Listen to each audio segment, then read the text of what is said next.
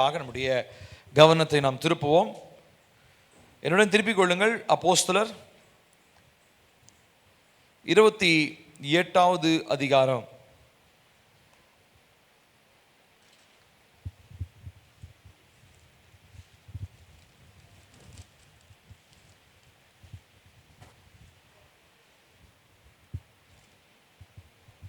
இருபத்தி 8வது அதிகாரம் 2-5 வசனங்கள்.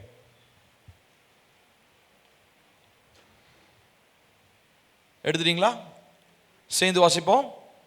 அந்நியராகிய அந்த தீவார் எங்களுக்கு பாராட்டின அன்பு கொஞ்சமல்ல. அந்த வேளையிலே பிடித்திருந்த மழைக்காகவும் குளிருக்காகவும் அவர்கள் நெருப்பை மூட்டி எங்கள் அனைவரையும் சேர்த்து கொண்டார்கள். அடுத்த வசனம். பவுல் சில விறகுகளை வாரி அந்த நெருப்பின் மேல் போடுகையில் ஒரு விரியன் பாம்பு அனலரைத்து புறப்பட்டு அவனுடைய கையை கவ்வி கொண்டது. விஷப்பூச்சி அவன் கையிலே தொங்குகிறதை அந்நியராகிய அந்த தீவார் கண்டபோது, இந்த மனுஷன் கொலைபாதகன், இதற்கு சந்தேகம் இல்லை, இவன் சமுத்திரத்திற்கு தப்பி வந்தும் பழியானது அவனை பிழைக்க ஒட்டவில்லை என்று தங்களுக்குள்ளே சொல்லி கொண்டார்கள். அவன் அந்த பூச்சியை தீயிலே உதறி போட்டு ஒரு தீங்கும் அடையாதிருந்தான். இதனாலே நான் உங்களோடு பேச போகிறதான இந்த செய்தியினுடைய தலைப்பு stay on fire for God. தேவனுக்காக அக்கினியாயிருங்கள். தேவனுக்காக அக்கினியாயிருங்கள். இந்த பகுதியில் நாம் வாசிக்கிறோம், அப்போஸ்தலனாகிய பவுல் பலவிதமான இன்னல்கள் மத்தியிலே, உபத்திரவங்கள் மத்தியிலே தேவனுடைய சுவிசேஷத்திற்கு சான்றாய் நின்று பல இடங்களுக்கு அவர் சிறைபிடிக்கப்பட்டு, பல இடங்களில் சித்திரவதை அனுபவிச்சு, பல இடங்களில் கல்லெறிஞ்சாங்க, பல இடங்களில் அவரை சிறைப்பிடிச்சாங்க, பல இடத்துல அவரை அடிச்சாங்க, உதைச்சாங்க. இப்படி எத்தனையோ பாடுகள் ஆண்டவராகிய இயேசு கிறிஸ்துவினுடைய சுவிசேஷத்தின் நிமித்தமாய் அப்போஸ்தலனாகிய பவுல் பாடுபடுகிறதை பார்க்கிறோம். அதனால தான் அவர் நம்ம நிருபங்கள் அவர் சொல்றாரு, மரணமானாலும் ஜீவனானாலும் வாழ்வோ சாவோ எதுவும் என்னை கிறிஸ்துவனுடைய அன்பிலிருந்து பிரிக்க மாட்டாது என்ற ஒரு நம்பிக்கை எனக்கு இருக்கு. ஏன்னா அவ்வளோ கஷ்டப்பட்டிருக்காரு அவர். அதில் அவர் பட்ட கஷ்டத்தில் ரொம்ப முக்கியமானது என்ன அப்படின்னா, இந்த ராம் முழுவதும் கப்பர் சேதம். அதாவது அவங்க கைதிகள்லாம் வேற ஒரு ஊருக்கு கப்பலில் கூட்டிட்டு போறாங்க, சிறை கைதிகள். இவர் ஒரு கைதி. ஏன்னா இயேசு கிறிஸ்துவை பிரசங்கிச்சதுனால ஒரு கைதி. இவர் ஒன்றும் தப்பு பண்ணல, ஆனால் இயேசுவை பிரசங்கிச்சார். இப்போ என்ன ஆச்சு அப்படின்னா, ஒரு ஊருக்கு போகும்போது இந்த போகிற வழியில் அந்த கடலில் பயங்கரமான ஒரு சூறாவளி காற்று, பயங்கர புயல் காற்று. அதனாலே கப்பல் என்ன ஆச்சுங்க, பயங்கரமாக சேதம் அடைஞ்சு எல்லாம் பயந்தாங்க. ஆனால் அப்போஸ்தலனாகிய பவுல் சொல்கிறாரு, கவலைப்படாதீங்க, கர்த்தர் நம்ம எல்லாருடைய ஜீவனையும் தப்புவிப்பாருன்னு சொல்லி அவர் சொல்கிறாரு இதுக்கு முந்தின அதிகாரத்தில். அதே மாதிரி அந்த கப்பல்ல இருந்து எல்லாம் குதிச்சு அப்படியே கொஞ்சம் அந்த உடஞ்சு போன கப்பலுடைய கட்டையெல்லாம் பிடிச்சு அப்படியே மிதந்து ஒரு தீவுக்கு வந்து சேர்றாங்க. அந்த தீவின் பெயர் மெலித்தா. இப்போ இந்த மெலித்தா தீவுக்கு வந்த உடனே அங்கே அந்த தீவில் மக்கள் இருக்கிறாங்க. அந்த தீவினுடைய மக்கள் போன உடனே பவுல் என்ன பண்ணுறாங்க, பவுலும் அவருடைய கூட்டத்தாரையும் நல்லா ரிசீவ் பண்ணி அவங்களுக்கு நல்ல உபசரிப்பு பண்ணுறாங்க. அப்போ அந்த டைமில் இவங்க நல்லா கடலில் நனைஞ்சு வந்து நல்லா பயங்கர குளிர். அதனால் குளிருக்கு கொஞ்சம் தீ மூட்டலாம் அப்படின்னு சொல்லிட்டு தீ வைக்கிறாங்க, நெருப்பு மூட்டுறாங்க. நெருப்பு மூட்டும் போது நெருப்பு பற்ற வச்சாச்சு. இப்போது அந்த நெருப்பில் இன்னும் கொஞ்சம் நெருப்பு எரியணுன்றதுக்காக அப்போஸ்தலனாகிய பவுல் என்ன பண்ணுறாரு, அங்கே இருக்கிற விறகு குச்சி எடுத்து ஒரு விறகு எடுத்து என்ன பண்ணுறாரு, உள்ளே போடலான்னு சொல்லி தன்னுடைய கையை நீட்டுறாரு. அப்போ விறகுக்கு நடுவில் இருந்ததான ஒரு விரியன் பாம்பு அது என்ன பண்ணிடுதுன்னா, டப்புன்னு அவருடைய கையில் ஒரு கொத்திடுது. உடனே இவர் என்ன பண்ணுறாரு, அப்படியே அந்த பூச்சை தூக்கி அப்படியே நெருப்பில் போட்டுட்டு, அந்த பாம்பை தூக்கி நெருப்பில் போட்டுட்டு இவர் அப்படியே சாதாரணமாக இருக்கிறார். பக்கத்தில் இருக்கிறவங்களாம் பார்க்குறானுங்க. கொஞ்ச நேரத்தில் இன்னும் விஷம் கைக்குது, நுர தள்ளி சாவ போகிறாரு. பார்த்தா மனுஷனுக்கு ஒன்றுமே ஆகலை. உடனே கொஞ்ச நேரங்கள் அவன் சொல்கிறானுங்க, பாரு இவன் வந்து ரொம்ப மோசமான திருடம் போல, கடல் அலை வந்து இவனை கொல்லணும்னு நினச்சது, ஆனால் அதிலிருந்து தப்பிச்சு இப்போ எங்கே வந்தான், தீவுக்கு வந்தான். தீவில் வந்து இவனை விட்டு வைக்கல. கர்மா அப்படின்னு சொல்லுவாங்க, கேள்விப்பட்டிருக்கீங்களா? கர்மம், கர்மானா என்ன அர்த்தம்? முற்பகல் செய்யின் பிற்பகல் விளையும்ன்ற மாதிரி செஞ்ச செயலுக்கு இவனுக்கு வேணை கிடைச்சிருக்கு அப்படின்ற மாதிரிலாம் சொல்லியிருப்பாங்கன்னு நினைக்கிறேன். இப்போ பார்க்குறாங்க, ஆள் அசரவே இல்லை, அப்படியே நிற்கிறாரு. உடனே கொஞ்ச நேரம் கழிச்சு அவங்களுக்கு மைண்டு மாறிடுது. ஏன்னா கண்ணு முன்னாடியே அவ்வளோ விஷமுள்ள ஒரு பாம்பு கடிச்சு இவருக்கு ஒன்றும் ஆகலை. கடைசியாக அவங்க மனம் மாறி, அவங்க மைண்டு மாறி, மனம் மாறல, அவங்க மைண்டு மாறி என்னன்னு சொல்கிறாங்க அப்படின்னா, 6வது வசனம் பாருங்க. அவனுக்கு வீக்கம் கொண்டு, 6வது வசனம் போடுங்கப்பா. அவன் சடிதியாய் விழுந்து சாவான் என்று அவர்கள் பார்த்து கொண்டிருந்தார்கள். நெடுநேரமாய் பார்த்து கொண்டிருந்தும் ஒரு சேதமும் அவனுக்கு வராததை கண்டபோது வேறு சிந்தையாகி இவன் தேவன் என்று சொல்லி கொண்டார்கள். அப்பா, கடவுளே வந்துட்டாருப்பா, விஷம் ஒன்றும் இவரை தொட முடியலப்பா அப்படின்ற மாதிரிலாம் நினைக்கிறாங்க. சரி, இதை குறித்து ஏற்கனவே இதே வசன பகுதியில் வேறொரு பிரசங்கத்தை உங்களோடு கூட நான் பேசியிருக்கிறேன், ரொம்ப வருஷத்துக்கு முன்னாடி. ஆனால் அது உங்களுக்கு ஞாபகம் இருக்குமான்னு சொல்லி தெரியல. ஆனால் இன்னைக்கு இந்த அப்போஸ்தலனாகிய பவுலுக்கு இவ்விதமாய் அவர்கிட்ட இருந்ததான விசேஷித்த வல்லமை என்ன, அவர்கிட்ட இருந்ததான பவர் என்ன, அவருக்கு இந்த சேதம் ஆகாமல் அவர் தப்புவிக்கப்பட்டது எப்படி, அதை நாம் நம்முடைய வாழ்க்கையில நடைமுறைப்படுத்துவது எப்படி என்று சொல்லி 4 முக்கியமான காரியங்களை இந்த நாளில் உங்களோடு கூட நான் பகிர்ந்து கொள்ள போகிறேன்.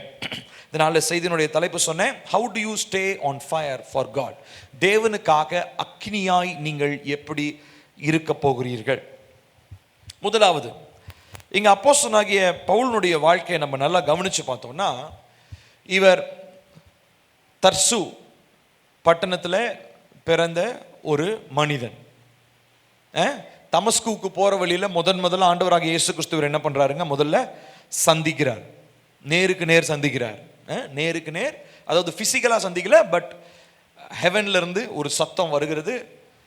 அந்த சந்திப்பினாலே அப்போஸ்தலனாகிய பவுல் மாற்றப்படுகிறார்.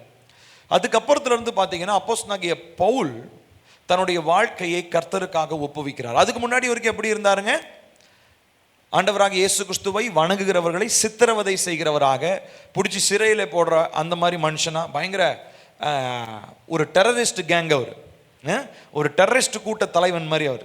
ஆள் பார்க்க தான் ரொம்ப குள்ளமா சின்னதாக, உருவம் சின்னதாக இருப்பார். ஆனால் அவர் பண்ணுற வேலையெல்லாம் பயங்கரமான வேலை, பயங்கரமான வேலை அவர். சரி, இப்போ இப்படி இருந்த மனுஷனை கர்த்தர் பிடிக்கிறார்.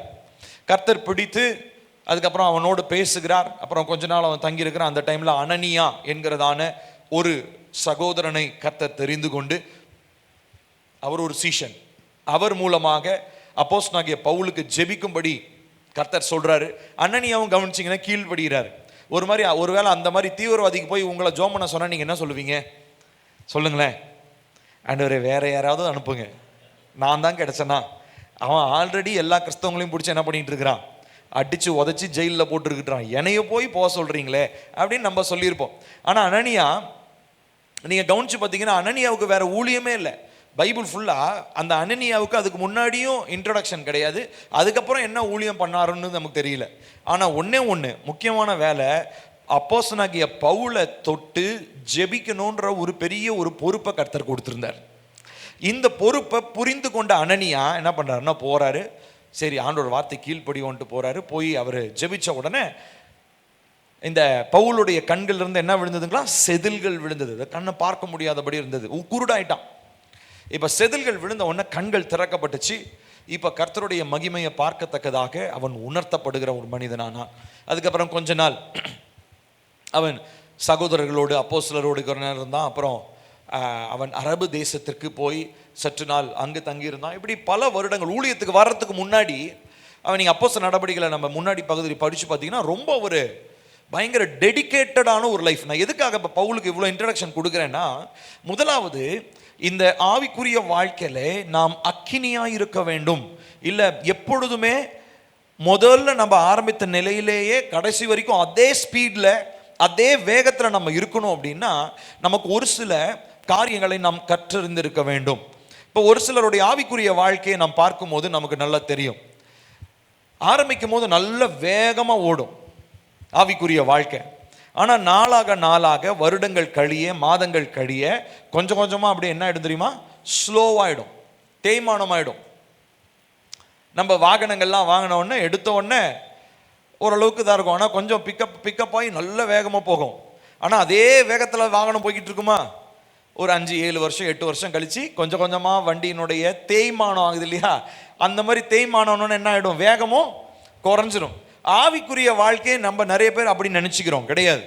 ஆவிக்குரிய வாழ்க்கை தேய்மானமான ஒரு வாழ்க்கை கிடையாது. தேய்மானத்திற்காக கர்த்தர் நம்மளை அழைக்கவும் இல்லை. நம்முடைய பாடி தேய்மானம் ஆகலாம், ஆனால் ஆத்மாவுக்கு ஒருமானம் டெப்ரிசியேஷன் தேய்மானம் இல்லை. காரணம், அதற்கு ஒரு சில வழிமுறைகளை கர்த்தர் வைத்திருக்கிறார். நம்முடைய ஆத்துமா கர்த்தருக்கு பிரியமானதாக இருக்க வேண்டும், தேவனுடைய சித்தத்தை செய்ய வேண்டும், தேவனை பறைசாற்ற வேண்டும், தேவனுடைய வழியில நடக்க வேண்டும் என்று சொன்னால் அதற்கு கர்த்தர் ஒரு சில வழிமுறைகளை நமக்கு வைத்திருக்கிறார்.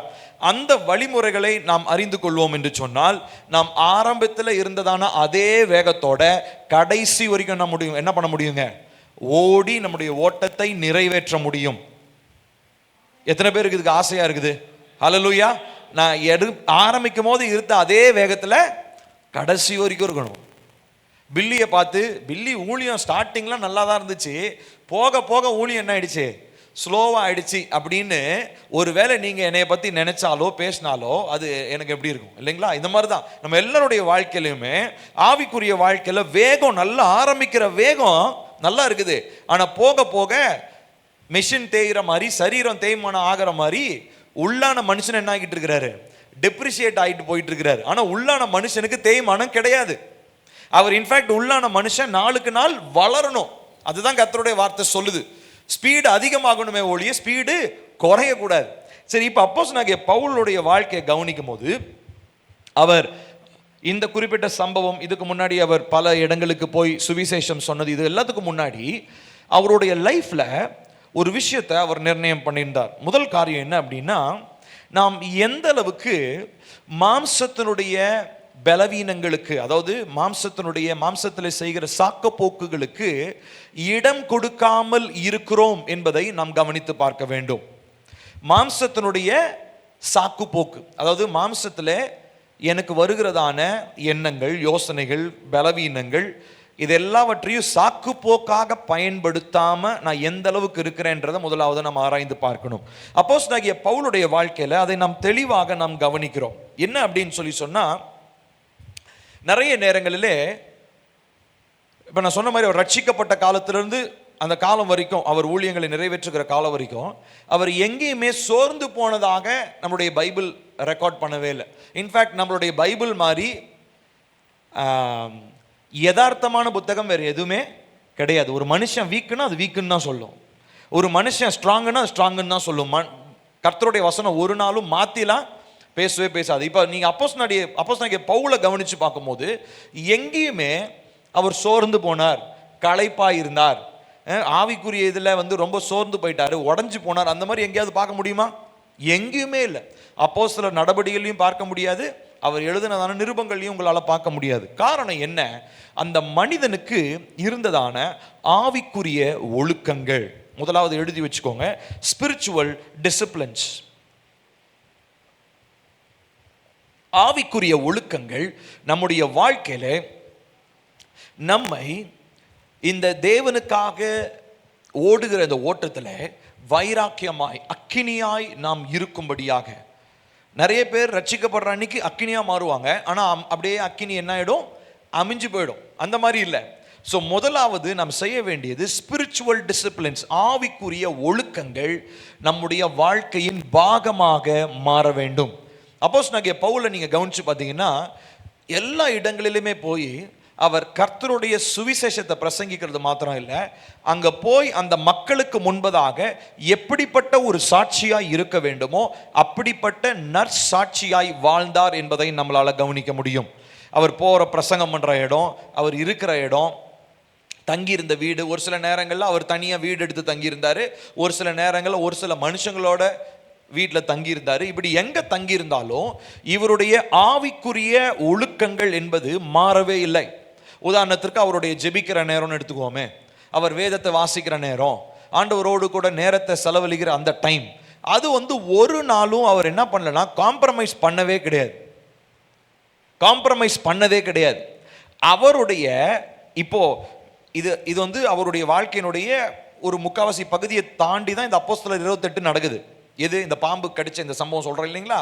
இப்போ பாம்பு கடிச்சு விஷம் ஏறாம இருக்கிறதுக்கான காரணம் என்ன தெரியுமா? எதனால தெரியுமா? அவர் இத்தனை வருடங்களாக ஆவிக்குரிய ஒழுக்கத்திற்கு தன்னை என்ன பண்ணியிருந்தார்? அவர் விட்டு கொடுத்திருந்தார். தொடர்ச்சியான ஜெப வாழ்க்கை, தொடர்ச்சியான கர்த்தருடைய வார்த்தையை உட்கொள்ளுதல், இவ்விதமாக தன்னுடைய வாழ்க்கையில அவர் தொடர்ச்சியாக ஆவிக்குரிய ஒழுக்கங்களுக்கு விட்டு கொடுத்த மனிதனாக அவர் இருக்கிறதை நம்மால பார்க்க முடிகிறது. இந்த நாட்களில் தேவனுக்காக நாம் அக்கினியாய் எழும்ப வேண்டும் என்று சொன்னால் நாம் ஆவிக்குரிய வாழ்க்கையில சொல்ற சாக்கு போக்க ஃபர்ஸ்ட் நிறுத்தணும். ஸ்கூல்ல சொல்லுவாங்க, ஏன்டா ஸ்கூலுக்கு வரல, ஏதாவது ஒன்று சொல்றது, சைக்கிள் பஞ்சர் ஆயிடுச்சு, பாட்டிக்கு உடம்பு சரியில்லை, எங்க சித்தப்பாவோடைய யாரோ ஒருத்தங்க செத்து போயிட்டாங்க, ஏதோ ஒன்று சொல்றது. உடனே டீச்சர் என்ன சொல்லுவாங்க? டேய் நொண்டி சாக்கு சொல்லாதன்னு. கேள்விப்பட்டிருக்கிறீங்களா? நொண்டி சாக்கு. சாக்கு வேற, நொண்டி சாக்கு வேற. லேம் எக்ஸ்கியூஸ்னு. அப்படின்னா என்ன அர்த்தம்னா, அந்த சாக்குக்கும் எனக்கும் சம்பந்தமே இல்லைன்னு அர்த்தம். நீ சொல்ற ரீசனுக்கும் நீ வராம இருக்கிறதுக்கும் சம்பந்தம் இல்லை, நீ ஏதோ பொய் சொல்றன்னு அர்த்தம். அதுதான் நொண்டி சாக்குன்னு, லேம் எக்ஸ்கியூஸ். இப்போ இதுதான் ஆவிக்குரிய ரீதியா நிறைய நேரங்களில் நம்ம பண்ற விஷயம். என்னன்னா, ஏன் ஜெபம் பண்ணல? இல்லை ஆண்டவரே நேற்று மனசு சரியில்லை. சரி, இன்னைக்கு ஏன் ஜெபம் பண்ணல? இன்னைக்கு என் ஒய்ஃபோட மனசு சரியில்லை. இப்படிலாம் ஆண்டவர்கிட்ட போய் நம்ம என்ன பண்ணிட்டு இருக்கிறோம்?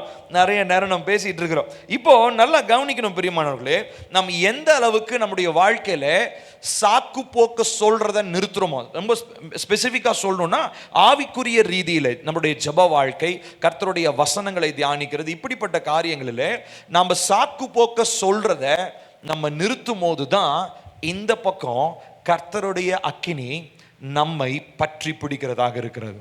ஹல்லேலூயா. சோ முதல்ல ஒன்று புரிஞ்சுக்கோங்க, ஒரு நாளும் ஆவிக்குரிய வாழ்க்கையில நம்ம எக்ஸ்கியூஸ் கொடுக்கவே கூடாது. எக்ஸ்கியூஸ் கொடுக்க சாக்கு போக்கே கிடையாது. நொண்டி சாக்கெல்லாம் விட்டுருங்க, சாக்கு போக்கே கிடையாது. ஆவிக்குரிய வாழ்க்கையில இந்த டைம்ல ஜெபம்னா இந்த டைம்ல ஜெபம், இந்த நாளில் நான் உபவாசம்னா இந்த நாளில் நான் உபவாசிப்பேன். அது யார் வந்தாலும் பரவாயில்ல, என்ன ஆனாலும் பரவாயில்ல, நான் இதை செய்வேன். அப்படியேனாலும் ஆல்டர்னேட் பண்ணிக்குவேன். நான் ஸ்டாப் பண்ண போறது இல்லை. ஒரு சில நேரங்களில் பார்த்தீங்கன்னா, இப்போ உபவாசம் அப்படின்னு நான் இது பண்ணும்போது ஒரு சில நேரம் பலவீனம் வரும், திடீர்னு காய்ச்சல் வரும், அப்போ சாப்பிடாம இருக்க முடியாது. ஆனால் நான் அந்த ஃபாஸ்டிங் டேவை என்ன பண்ணிக்கலாம்?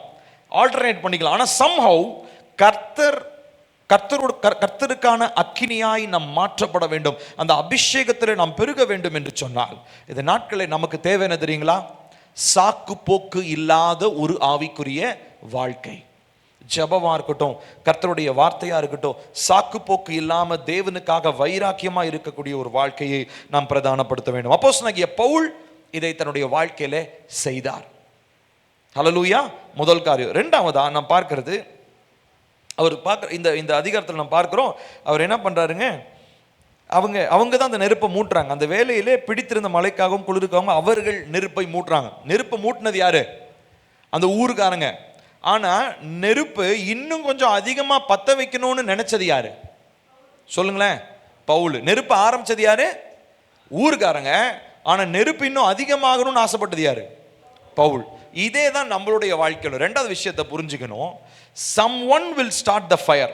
உங்க வாழ்க்கையில பரிசுத்தத்திற்கான ஒரு ஆரம்பத்தை யாரோ ஒருத்தங்க ஆரம்பிச்சிருப்பாங்க. அது பாஸ்டரா இருக்கலாம், உங்க வீட்டாரா இருக்கலாம், உங்க அம்மாவா இருக்கலாம், அப்பாவா இருக்கலாம், சகோதரனா இருக்கலாம், யாரா வேணா இருக்கலாம். ஆனா அந்த ஆரம்பிக்கப்பட்ட அந்த அக்கினி தொடர்ந்து எரிந்து கொண்டே இருக்கும் என்று எரிந்து கொண்டே இருக்கணும்னு சொல்லி சொன்னா அதுக்கு யார் தான் முயற்சி எடுக்கணும்? நம்ம தான் முயற்சி எடுக்கணும். இப்போ எனக்கு எங்க அம்மா என் மேல அந்த அபிஷேகத்தின் அக்கினியை என் மேல போட்டாங்கன்னு வச்சுக்கோமே, இப்போ எந்நேரமும் எங்க அம்மா தான் எனக்காக எல்லாம் செய்வாங்க. ஆவிக்குரிய ரீதியாக எங்க அம்மா தான் எனக்கு ப்ரேயர் பண்ணுவோம், எங்க அம்மா தான் எனக்கு சப்போர்ட் பண்ணுவாங்க, எங்க அம்மா தான் என்னைய ஜெபத்தில் வழிநடத்துவாங்க, எங்க அம்மா தான் எனக்கு வசனத்தை சொல்லி தருவாங்கன்னு நான் எங்க அம்மாவையே சார்ந்து இருக்க கூடாது. இப்போ நல்லா புரிஞ்சுக்கணும், யாரோ ஒருத்தங்க ஏதோ ஒரு சூழ்நிலையில உங்க வாழ்க்கையில ஆவியானவருக்குரிய அந்த இடத்தை கற்றுக் கொடுத்து உங்க வாழ்க்கையில அக்கினியா இருக்கணும்பா, ஜெப வாழ்க்கையில இப்படி இருக்கணும்பான்னு ஆரம்பிச்சாங்களா இல்லையா? யாரோ ஒருத்தங்க ஆரம்பிச்சாங்க. ஆனா அந்த அக்கினியை காத்துக்கொள்ள வேண்டியது யாரோட வேலை? நம்முடைய வேலையாக இருக்கிறது. பாருங்க, லேவியர் ஆகமத்தில் ஒரு வசனம் இருக்கு. லேவியர் ஆகமம் 6வது அதிகாரம் 12வது வசனம்.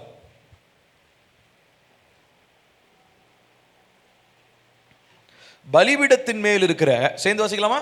பலிபீடத்தில் மேல் இருக்கிற அக்கினி அவியாமல் எரிந்து கொண்டிருக்க வேண்டும். ஆசாரியன் காலைதோறும் அதன் மேல் எரியும்படி கட்டைகளை போட்டு அதன் மேல் சர்வாங்க தகன பலியை வரிசையாக வைத்து அதன் மேல் சமாதான பலிகளின் கொழுப்பை போட்டு தகனிக்க கடவன். இப்போ கவனிக்கணும், ஃபயர் ஆரம்பிக்கும் போது கர்த்தர் ஆரம்பிச்சிட்டார். ஆனால் அந்த ஃபயரை, அந்த பலிபீடத்தில் எரிஞ்சுக்கிட்டே இருக்கிற அக்கினியை மெயின்டைன் பண்ணுறது என்ன பண்ணணுமா? ஆசாரியன் டெய்லிக்கு என்ன பண்ணணும்? காலைதோறும் அதன் மேல் எரியும்படி கட்டைகளை போட்டு சர்வாங்க தகன பலியை வச்சு எரிய வச்சுக்கிட்டே இருக்கணும். இது யாருடைய வேலை? தேவனை எரிய வச்சுட்டு இருப்பாரு. ஆரம்பிச்சது தேவன், ஆனா அக்கினியை எரிந்து கொண்டே இருக்க செய்வது யாருடைய வேலை? ஆசாரியனுடைய வேலை. இப்ப இதே போலதான் கர்த்தர் நம்ம எல்லாருடைய வாழ்க்கையிலுமே ஒரு மாற்றத்தை, ஒரு ஒரு ஒரு ஸ்பார்க் ஒன்று கொடுப்பார். ஒரு ஸ்பார்க் ஒன்று கொடுப்பார். இப்போ இந்த ஸ்பார்க்கை பிடிச்சுக்கிட்டு பற்ற வைத்து கொண்டிருப்பது நம்முடைய வேலை. ஸ்டவ்வில் லைட்டர் இருக்கும், சரிங்களா? லைட்டர் எதுக்காக? நீங்கள் லைட்டர் வச்சா பாத்திரத்தில் சோறு பொங்குறோம். லைட்டர் ஜஸ்ட் ஸ்டார்ட் பண்ணுறது தான். யோசித்து பாருங்கள், உங்கள் கையில் ஒரு லைட்டரை வச்சு இப்படியே பிசுக்கு பிசுக்கு அனுப்பிச்சிட்டே இருந்தால் இப்படி இருக்கும். சாப்பாடும் வேணாம், ஒன்றும் வேணாம், போடான்ட்டு கிளம்பிடும். ஏன்? அது வெறுமனே ஒரு ஆரம்பம். அந்த இடத்துல கேஸ் வருது. கேஸ் வர்ற இடத்துல நம்ம லைட்டர் வச்சோன்னே என்ன ஆகுது? பற்றி எரியுது. ஆனால் பற்றி எரிந்த உடனே அந்த நெருப்பு எங்க வேர்கொண்டு பற்றி எரியுது? சிலிண்டர்ல இருந்து வர்ற கேஸ்ல அது பற்றி எரிகிறது.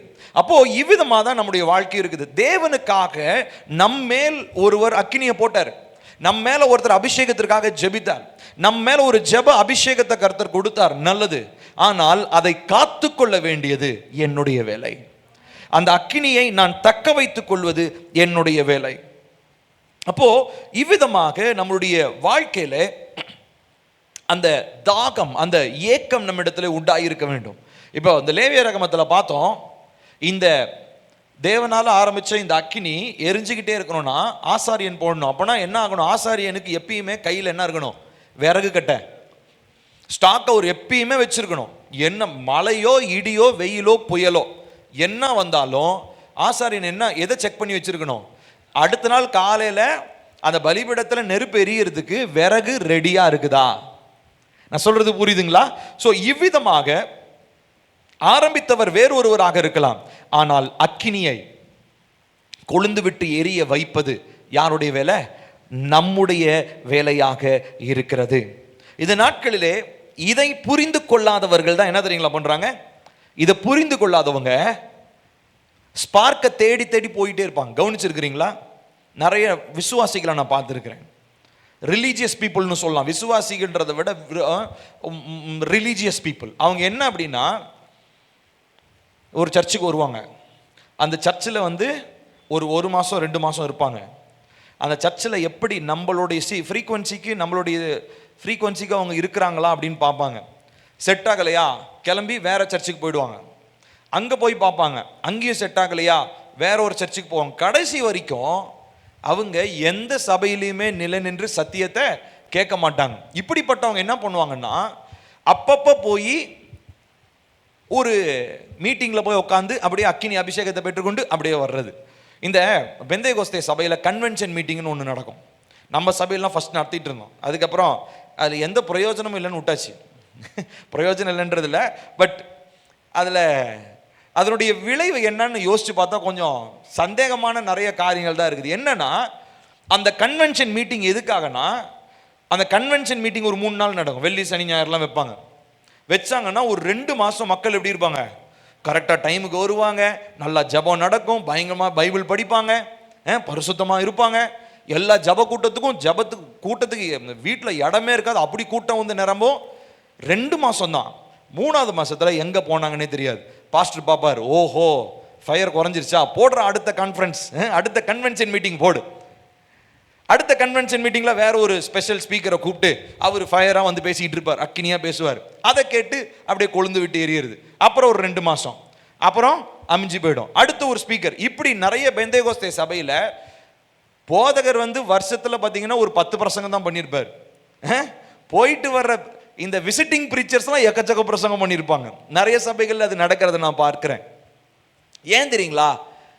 அது ஊழியக்காரனா இருந்தாலும் சரி, விசுவாசியா இருந்தாலும் சரி, அக்கினியை தக்க வைத்துக் கொள்ள வேண்டியது அவரவருடைய பொறுப்பு. அக்கினியை வேறு ஒருவர் வந்து உங்களுக்கு போட்டு உங்களை அனல் மூட்டிக்கிட்டு இருக்க மாட்டாங்க. இப்படிப்பட்டவர்களா இருந்தோம்னா நம்ம சீக்கிரத்துல விசுவாசத்தை விட்டு விலகிடுவோம், அக்கினியையும் நம்ம இழந்து போய்விடுவோம். நான் சொல்றது உங்களுக்கு புரியுதுங்களா? உங்களுக்குள்ளாக நற்கிரியை ஆரம்பித்தவர் அவர், நிச்சயமா நிறைவேற்றி முடிப்பார். ஆனால் உங்களுக்கு தேவன் மேல் இருக்கிற அந்த பக்தி, அந்த வைராக்கியம் இருக்கு இல்லைங்களா, அதை தக்க வைத்துக் கொள்ள வேண்டியது உங்கள் ஒவ்வொருவருடைய கையில் கர்த்தர் கொடுத்திருக்கிற கனமான பொறுப்பாக இருக்கிறது. ஹல்லேலூயா! ஒரு பெரிய பொறுப்பு நம்ம கிட்ட இருக்கு. என்ன பொறுப்பு தெரியுமா? பற்ற வைக்கப்பட்ட அந்த நெருப்பு எப்பொழுதும் எரிந்து கொண்டே இருக்க வேண்டும். ஹல்லேலூயா! அப்போ எவ்விதமான காரியங்களினாலே இந்த நெருப்பு எரிஞ்சுக்கிட்டே இருக்கும். இப்போ லேவியராகமத்தில் பார்க்குறோம், அவர் விறகு வச்சு என்ன பண்ணுறாருங்களா, ஆசாரியன் காலை தோறும் அதன் மேல் விறகு கட்டைகளை போட்டு அவர் ஏறி. இப்போ என்ன மாதிரி விறகை நம்ம செய்யணும் அப்படின்னா, என்ன விறகு நம்ம பயன்படுத்தணும் அப்படின்னா, முதலாவது ஜெபம், ப்ரேயர். இன்னொன்று ரொம்ப முக்கியமாக ஆவியில நிரம்பி ஜெபிப்பது. அந்நிய பாஷையின் வரங்களை பெற்றவங்க ஆவியில நிரம்பி ஜெபிப்பது. அடுத்ததா உபவாசம் பண்ணுவது, வாரத்தில் 1 நாள், வாரத்தில் 2 நாள். அடுத்ததா தொடர்ச்சியாய் கர்த்தருடைய வார்த்தையை தியானிப்பது. இதெல்லாம் ஒரு விறகு கட்ட மாதிரி. இதை ரெகுலராக நீங்கள் உங்களுடைய லைஃப்பில் அப்படியே போட்டுக்கிட்டே இருங்களேன், உங்களுடைய ஃபயர் ஒரு நாளும் என்ன ஆகாதுங்க, மாறவே மாறாது, குறையவே குறையாது. ஸோ 2 காரியம் சொன்னேன். முதலாவது, ஆவிக்குரிய வாழ்க்கையில் ஒரு ஒழுக்கம் தேவை, டிசிப்ளின் வேணும் நமக்கு. டிசிப்ளின்னா என்ன அர்த்தம்? இதை இந்த டைமில் நான் செய்வேன்.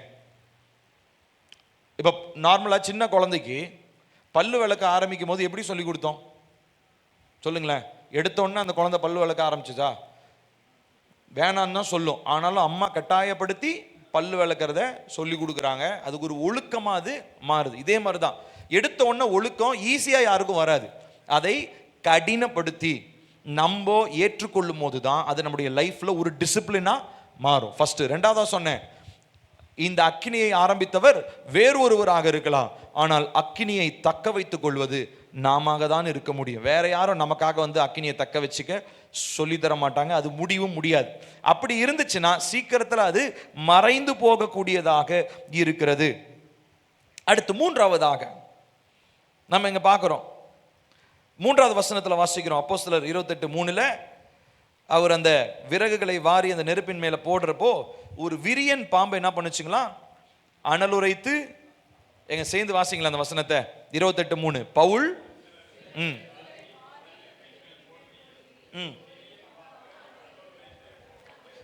அவனுடைய கையை கவ்வி கொண்டது.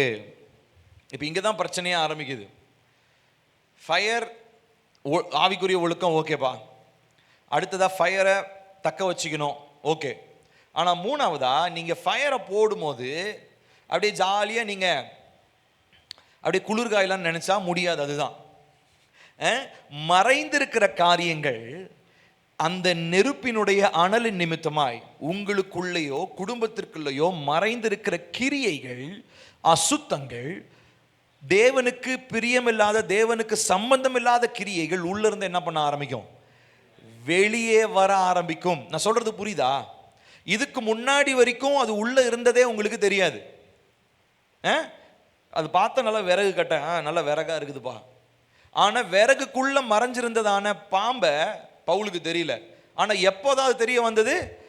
அக்கினிக்காக அந்த விறகு அவர் எடுத்து பயன்படுத்தும் போதுதான் மறைந்திருந்த காரியங்கள் வெளியே வர ஆரம்பிக்கிறத நம்ம பார்க்கிறோம். இதனால நம்ம புரிந்து கொள்ள வேண்டியது, தேவனுக்காக அக்கினியா இருக்கும்போது அந்த அக்கினி பிரச்சனை உண்டு பண்றது இல்ல, அந்த அக்கினி மறைந்திருக்கிற பிரச்சனைகளை வெளியே கொண்டு வரும். நான் சொல்றது புரியுதுங்களா உங்களுக்கு?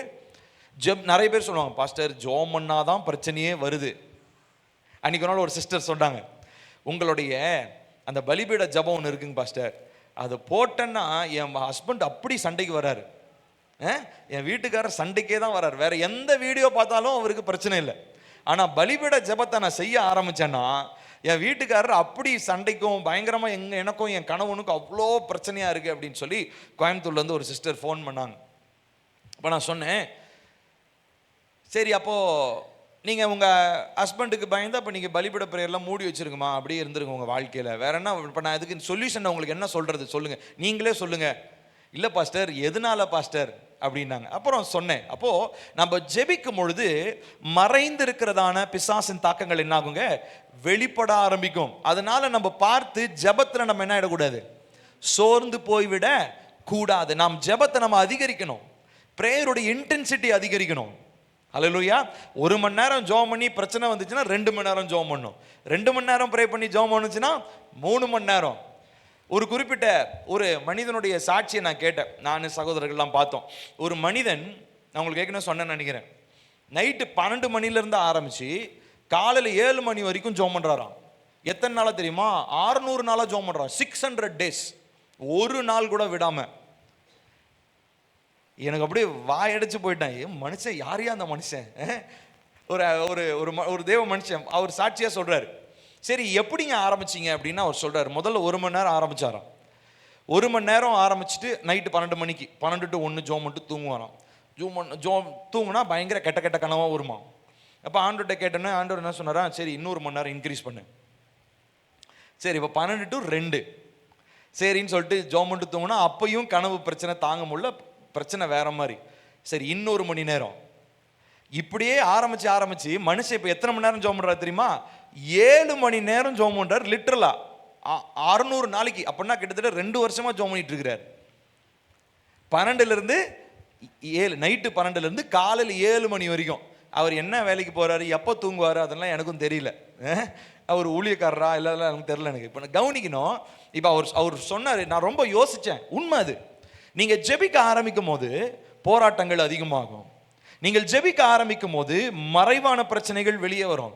அதை பார்த்துட்டு ஜெபத்தை விட்டீங்கன்னா அதெல்லாம் அப்படியே அமைதலாயிடும். பார்த்தீங்களா, நான் ஜெபம் நிறுத்தின எல்லா பிரச்சனையும் நின்றுடுச்சு பாடுங்கன்னு நீங்கள் நினைப்பீங்க. ஆனால் உங்களுக்கு தெரியாமலே உங்கள் அஸ்திபாரத்தில் அந்த பிரச்சனை என்ன பண்ணிக்கிட்டு இருக்குது, ரொம்ப பெருசாகிக்கிட்டே இருக்குது. வளர்ந்து வந்து பெருசாக ஒரு நாள் ஒரு பெரிய ஆப்பா வைக்க போகுது, ஒரு பெரிய பிரச்சனையாக அது வெடிக்க போகுது.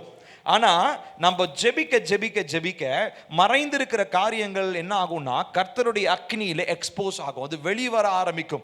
அது கர்த்தருடைய பிரசன்னத்தில் மறைந்திருக்கிறதான பிசாசின் தாக்கங்கள், மாம்சத்தின் கிரியைகள், இச்சைக்குரிய காரியங்கள், வைராக்கியத்திற்குரிய காரியங்கள், அடிமைத்தனத்திற்குரிய கிரியைகள், பலவீனத்தின் வல்லமைகள், இது எல்லாமே அப்படியே அடியிலிருந்து அப்படியே வெளியில் வர ஆரம்பிக்கும்.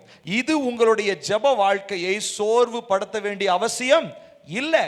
இன்ஃபேக்ட் உங்களுடைய ஜெபம் என்ன ஆகணும், இன்னும் அதிகமாகணும். ஹல்லேலூயா.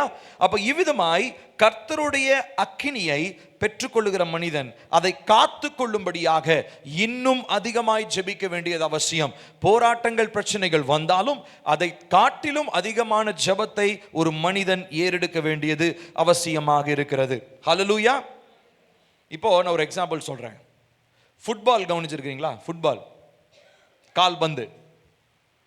இந்த கால்பந்தில் ஒரே ஒரு பால் தான் இருக்கும். இந்த பக்கம் டீமில் 11 பேர் நினைக்கிறேன், எக்ஸாக்டாக எத்தனை பேர்னு தெரியல. 11 பேர் ஒரு டீமில், இன்னொரு டீமில் 11 பேர். சரிங்களா? இப்போ 11 பேருடைய கண்ணும் எங்கே தான் இருக்கும் தெரியுமா?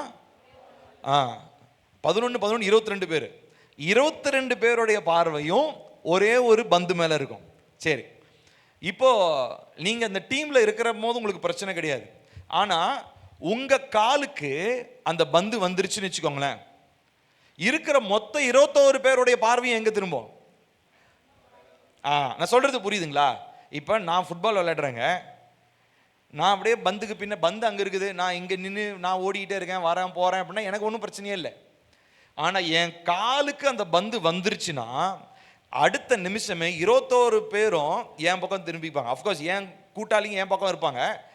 ஆப்போசிட் டீம் என்ன பண்ணுவாங்க, மொத்த பேர் என் பக்கம் திரும்பிடுவானு. புடுறா அவன் காலந்து எப்படாவது இந்த பந்தை ஈடுறா அப்படின்னு. இப்போ கவனிக்கணும், இதே தான் பிரச்சனைங்க. நீங்க ஜெபிக்காம இருக்கிற வரைக்கும் எந்த பிரச்சனையும் கிடையாது. நீங்க ஜெபிக்க ஆரம்பிச்சீங்கன்னா ஒட்டுமொத்த பிசாசனுடைய சேனையினுடைய கவனம் எங்க திரும்பும்? உங்க பக்கம் திரும்பும். இதனாலதான் நிறைய பேர் வார்ஃபேர் பிரேயர்லாம் பண்றதே கிடையாது. எதுக்குங்க தேவையில்லாத அட்டென்ஷன் திருப்பிக்கிட்டு? அவன் பாட்டுக்கு ஒரு பக்கம் போட்டும், நம்ம பிரச்சனையோட வாழ பழகிடுவோம். ஆல்ரெடி வாழ்ந்தாச்சு, இன்னும் கொஞ்ச நாள் தான் இந்த பிரச்சனையோடய வாழ்ந்து அப்படியே முடிச்சிருவோம் அப்படின்னு இருக்கிறவங்க இந்த செய்தியை கேட்க வேண்டிய அவசியம் இல்லை. நீங்கள் கண்ணை மூடி தூங்கலாம், ஜாலியாக கண்ணை மூடி தூங்குங்க. ஆனால் இந்த பிரச்சனைகள்ல இருந்து நமக்கு விடுதலை வேணும்னா நம்ம செய்ய வேண்டியதான இந்த ஆவிக்குரிய ஒழுக்கங்கள், இன்னொன்று கர்த்தர் ஒரு விஷயத்தை நமக்குள்ள ஆரம்பிச்சிருக்காரு, அதை நாம் அதை தொடர்ச்சியாக செய்வதற்கு நான் எடுக்க வேண்டிய முயற்சிகள். மூன்றாவதாக நான் சொன்னேன் உங்களுக்கு, ஜெபிக்கும் பொழுது, ஜெப அபிஷேகத்தில் நம்ம நிரம்பி ஜெபிக்க ஆரம்பிக்கும் பொழுது மறைவான காரியங்களை கர்த்தர் என்ன பண்றாருங்க, வெளியே கொண்டு வர ஆரம்பிக்கிறார். பாருங்க 2 தீமோத்தேயு 3வது அதிகாரம் 12வது வசனம் எடுத்து வாசிப்போம். 2 தீமோத்தேயு 3:12. அன்றியும் தேவ பக்தியாய் மனதாய் இருக்கிற யாவரும், நல்லது செய்யணும்லாம் அவசியம் இல்லை, மனசு இருந்தாலே போதுமா. தேவனுக்காக நடக்கணும் அப்பா, பரிசுத்தமா இருக்கணும்பா அப்படின்னு நீங்க மனசு வச்சாலே பின்னாடி என்ன வருமா, துன்பம் வரும். எதுக்குங்க மனசு வைப்பானே, எதுக்குங்க கஷ்டப்படுவானே அப்படின்ட்டு நம்ம எல்லாரும் அதை அவாய்ட் பண்ணிட்டு இருக்கிறோம். நிறைய பேர் இப்படி நினைச்சுக்குவாங்க, ஜெபிக்கும் போது ஜெபம் தான் பிரச்சனையை கூட்டிட்டு வருதுன்னு நினைக்கிறோம். ஆனா ஜெபம் பிரச்சனையை கூட்டிட்டு வரல, ஜெபம் மறைஞ்சிருக்கிற பிரச்சனையை என்ன பண்ணுது, வெளியே கொண்டு வருது. இவ்வளவு நாள் உங்க அஸ்திபாரத்தில் இருக்குது, குடும்பத்துக்குள்ள இருந்துச்சு, சுயத்துக்குள்ள மறைஞ்சிருந்துச்சு, மாம்சத்துல மறைஞ்சிருந்துச்சு, இருதயத்தினுடைய அறைகளிலே மறைஞ்சிருந்துச்சு. ஜெபிக்கும் போது என்னாச்சு, இப்போ வெளியே வர ஆரம்பித்தது. அப்போ ஜெபிக்கிற மனிதனுடைய வாழ்க்கையில போராட்டங்கள், மறைந்திருக்கிற பிரச்சனைகள் வெளியே வர ஆரம்பிக்கும் போது சோர்ந்து போயிடாதீங்க, இன்னும் அதிகமாய் ஜெபிக்க பழகுங்க. ஹல்லேலூயா. மறைந்திருக்கிற காரியத்தை கர்த்தருடைய அக்கினி வெளியே கொண்டு வரும்னு சொல்லி சொன்னா, அதை எரிச்சு போடுறதும் அதே அக்கினியாக தான் இருக்க போறது. ஹல்லேலூயா. பவுல தானே பண்ணாரு, விறகுல இருந்து அந்த பாம்பு வந்துச்சு, திரும்ப பாம்பு என்ன பண்ணாரு, அதே அக்கினியில போட்டு அந்த பாம்பு எரிஞ்சு போச்சு. இப்போ இதே போலதான், அப்போ இந்த ஜெபத்துல தான் இந்த பிரச்சனைகளையும் நம்ம மேற்கொள்ள முடியும் என்பதை நாம் மறந்துவிட கூடாது. சரி, இப்போ நிறைய பேருக்கு விதமான பிரச்சனைகள் இருக்கும். என்ன அப்படின்னா, நான் ஜெபிக்கிறேன், ஆனா ஜெபத்தினுடைய விளைவா எனக்கு நடப்பது என்ன? நான் ஏற்கனவே போன வாரத்துக்கு முந்தின வாரம் உங்களோட பேசினேன், ஜெபத்திற்கான பதில் வேற, ஜெபத்திற்கான பலன் வேற அப்படின்னு சொல்லி நான் உங்களோட பேசினேன். இப்போ ஒரு காரியத்தை நீங்க புரிஞ்சுக்கொள்ளணும், கர்த்தர் இது எல்லாவற்றையும் நமக்கு கற்றுக் கொடுப்பதனுடைய அஜெண்டா, அதனுடைய முக்கியமான ஒரு விஷயம் என்ன அப்படின்னா, கர்த்தர் நம்மை ஆளுமை செய்யும்படியாக தான் கர்த்தர் நம்மை அழைத்திருக்கிறார். நம்ம அதற்காக தான் நம்மளை உன்னதங்களிலே நம்மளை உயர்த்தி வச்சிருக்கிறார். இன்ஃபேக்ட் நான் போன சர்வீஸ்லையும் இதே தான் நான் பேசினேன். எத்தனை பேர் லைவ்ல கேட்டீங்கன்னு தெரியல. போன சர்வீஸ்லையும் இதே தான் கடைசி பாயிண்டாக நான் பேசினேன். 5 விஷயம் பேசினேன், அதில் கடைசி பாயிண்டாக நான் பேசினேன்.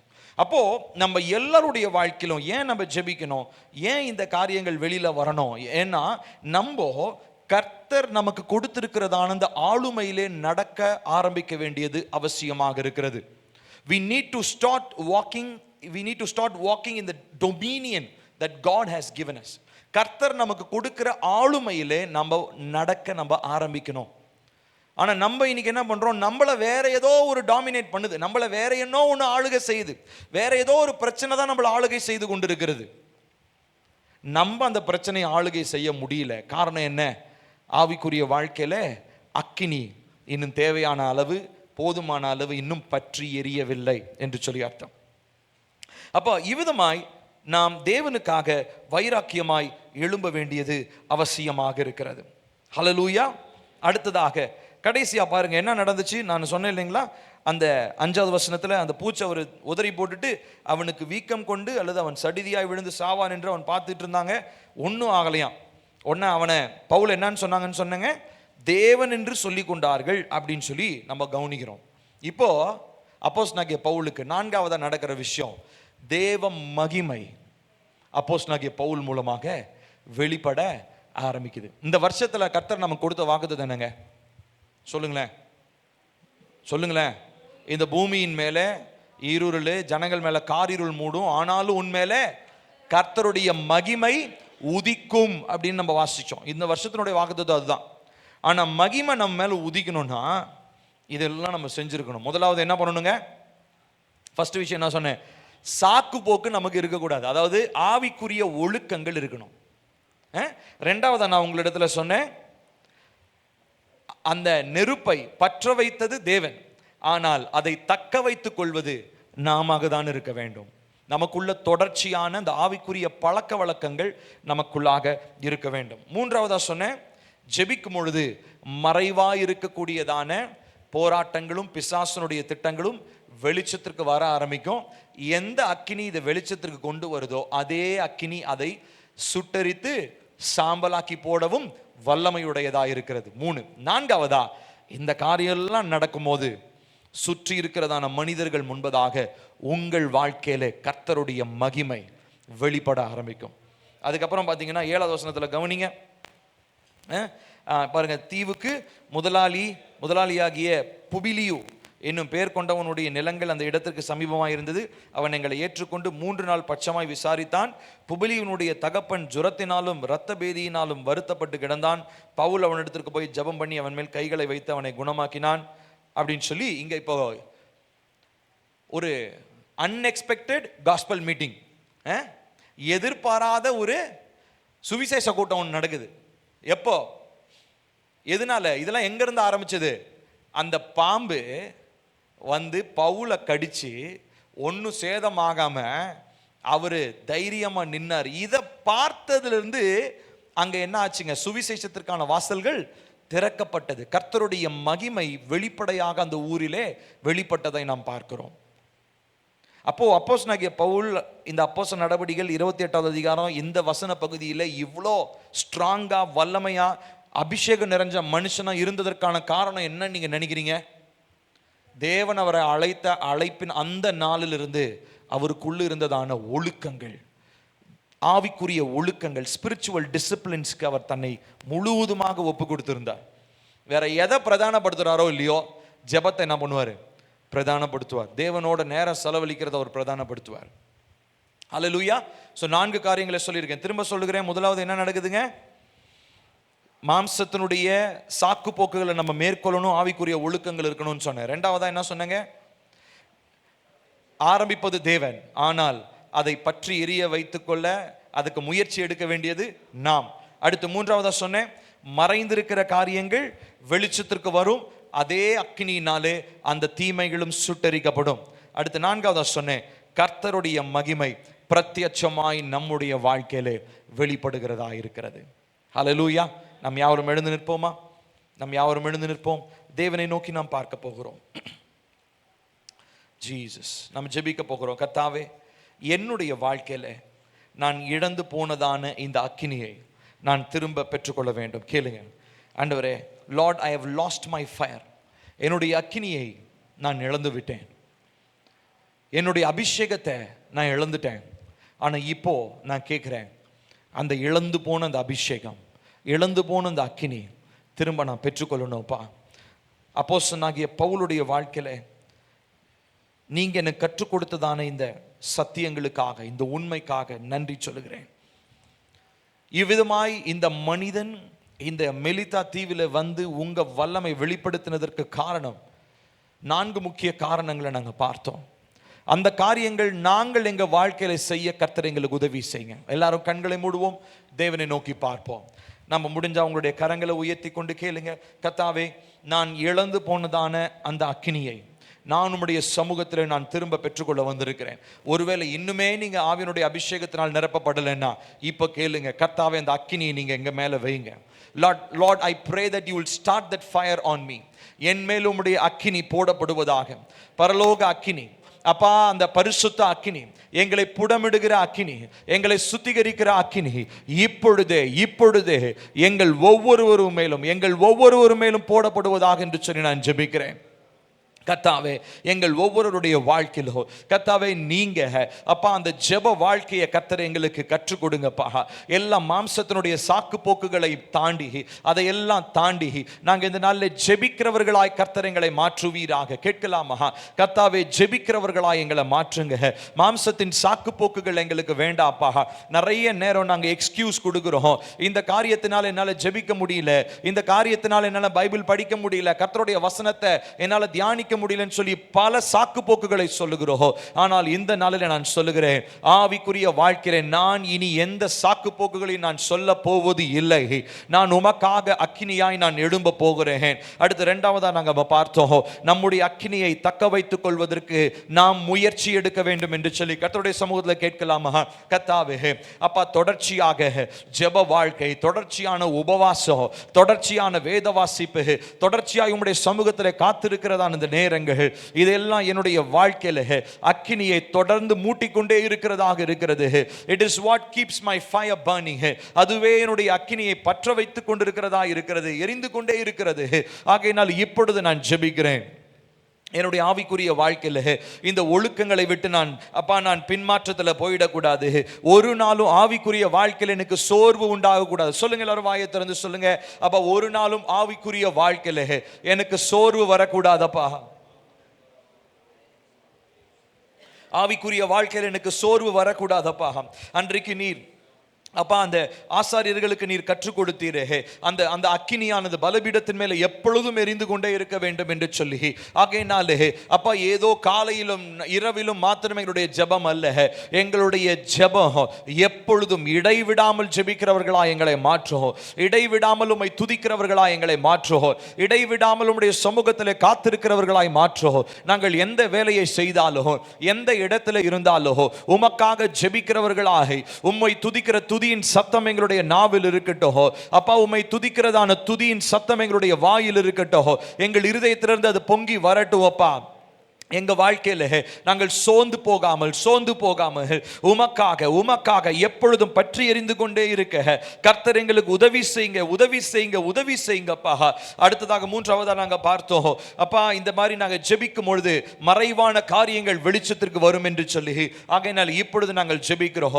எங்கள் வாழ்க்கையில, எங்கள் குடும்பத்தில, அஸ்திபாரத்தில, எங்கள் இருதயத்தின் ஆழங்களிலே மறைந்திருக்கிறதான காரியங்கள் எதுவாக இருந்து மறைந்து வெளியில வெளிச்சத்திற்கு வந்தால் அதே பரலோக அக்கினி இப்பொழுது மறைவான அந்த காரியங்கள் எல்லாம் சுட்டெரிக்கக்கூடிய வல்லமையுடையதா இருக்கிறது ராஜா. இப்பொழுது நாங்கள் ஜெபிக்கிறோம், உம்முடைய பிள்ளைகள் ஜெபிக்க மறைவான காரியங்களை கர்த்தர் வெளிச்சத்திற்கு நீர் கொண்டு வரும் பொழுது கர்த்தாவை அது எல்லாவற்றையும் மேற்கொள்ளுகிற அதிகாரத்தையோ, அது எல்லாவற்றுக்கும் மேலாக ஜெயம் எடுக்கிற ஒரு அதிகாரத்தையோ நீர் உம்முடைய பிள்ளைகளுக்கு தர உண்மை உள்ளவராய் இருக்கிறீர். சொல்லுங்க அப்பா, நீர் எங்களுக்கு ஜெயத்தை தர உண்மை உள்ளவர் அப்பா. உமக்காக நாங்கள் வைராக்கியமாய் நாங்கள் இருக்க வேண்டும் என்று சொல்லி நாங்கள் வாஞ்சிக்கிறோம் அப்பா. 2 தீமோத்தேயு 3:12 வாசிக்கிறோமே, உமக்காக நாங்கள் வைராக்கியமாய் இருக்கணும், அவருக்காக எழுமணும்னு சொல்லும் போதே எங்களுக்கு துன்பம் வரும் என்று சொல்லி உம்முடைய வார்த்தை சொல்லுகிறது. ஆனாலும் அதையெல்லாம் பொருட்படுத்தாமல் அதற்கு மேலாக ஜெயமுள்ள ஒரு வாழ்க்கை வாழும்படி ஒரு ஜெப அபிஷேகத்தை எங்க மேல கர்த்தர் ஊற்றுங்க. 4வதா நாம் பார்த்தோம், இவ்விதமாய் செய்யும் பொழுது கர்த்தருடைய மகிமை பவுல் மூலமாய் வெளிப்பட்டதை போல நம் ஒவ்வொருத்தர் மூலமாக கர்த்தருடைய மகிமை வெளிப்பட வேண்டும். கேட்கலாமா? கர்த்தாவே, இந்த ஆண்டிலே உம்முடைய மகிமை எங்களுக்கு உண்டாகும் என்று சொன்னீரே, உம்முடைய மகிமை எங்களுடைய வாழ்க்கையில வெளிப்படும் என்று சொன்னீரே, அதற்கு ஆயத்தத்தோடு நாங்கள் வருகிறோம்.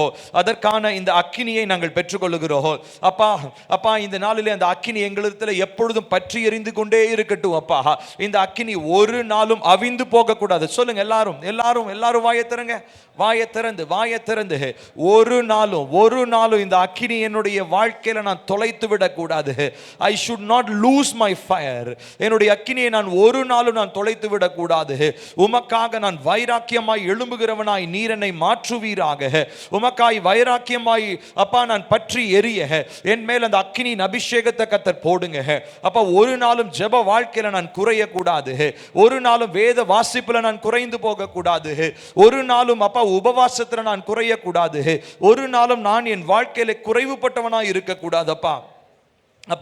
உம்முடைய அபிஷேகத்தின் நிறைவு எங்கள் ஒவ்வொருவரும் மேலும் இந்த நாட்களில் ஊற்றப்படும்படியாக நாங்கள் ஜெபிக்கிறோம்.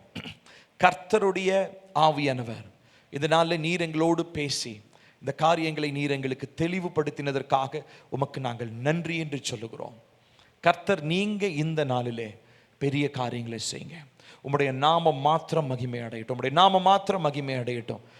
இனியும் நாங்கள் இந்த அக்கினிக்காக வேற எங்கேயோ யாரையோ எந்த கூட்டத்தையோ வேற எதையும் தேடாம உங்க சமூகத்தில் ஒழுக்கம் உள்ளவர்களாய் அமர்ந்து தேவ சமூகத்தில் நேரத்தை செலவழிச்சு உங்க சமூகத்திலிருந்து வருகிறதான அந்த நிறைவை பெற்றுக்கொள்ள கர்த்தர் எங்களுக்கு உதவி செய்யும். இதனால நம்முடைய பிள்ளைகள் ஒவ்வொருவரோடு நீர் பேசினதற்காக ஸ்தோத்திரம். நீர் மாத்திரம் உயர்ந்திரும் வருகைக்காக எங்களை ஆயத்தப்படுத்தும். இயேசுவின் நாமத்தில் கேட்கிறோம் எங்கள் ஜீவனுள்ள நல்ல தகப்பனே, ஆமேன் ஆமேன். நம்முடைய கர்த்தராகிய இயேசு கிறிஸ்துவின் கிருபையும் பிதாவாகிய தேவனுடைய அன்பும் பரிசுத்த ஆவியாருடைய காவலும் ஐக்கியமும் நம் அனைவரோடும் இன்றும் என்றும் சதா காலங்களும் நிலைத்திருப்பதாக. ஆமேன் ஆமேன் ஆமேன். Praise the Lord. கர்த்தர் நம்மை ஆசீர்வதிப்பார்.